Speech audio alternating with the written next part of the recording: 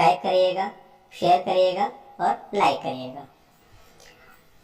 चलिए शुरू करते हैं। तो रोजमेरी इसका साधारण नाम है और इसका वानस्पतिक नाम की अगर हम बात करें तो रोजमेरिनस ऑफिसिनेलिस लिन, ये इसका साइंटिफिक नाम है।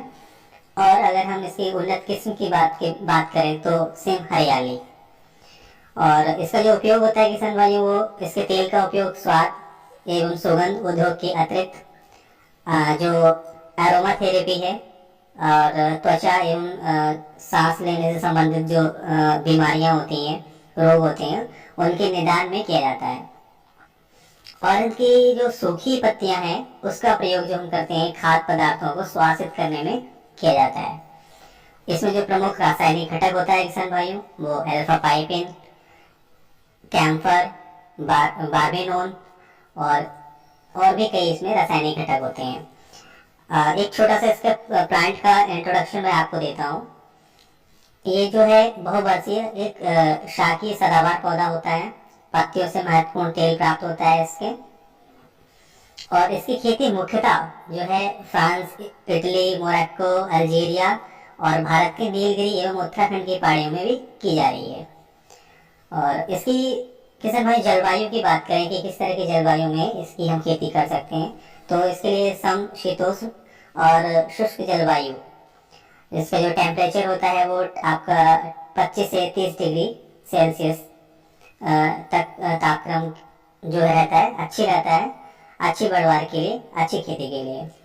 और इसकी भूमि के लिए बात करें तो किसान भाइयों अच्छे जल निकास वाले जो है औसत उर्वरता की मृदाएं जिनका जो पीएच है वो 5.5 से लेकर 7.5 के बीच हो, ऐसी जमीन इसके लिए सर्वोत्तम मानी जाती है।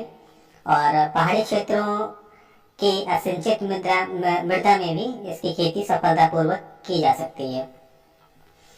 प्रवर्धन की बात करें कि हम इसको किस तरह से लगाते हैं, तो इसके लिए जो है यहाँ पे 8 से 10 सेंटीमीटर लंबी रोग मुक्त शाखी कटिंग से पौधे तैयार किए जाते हैं।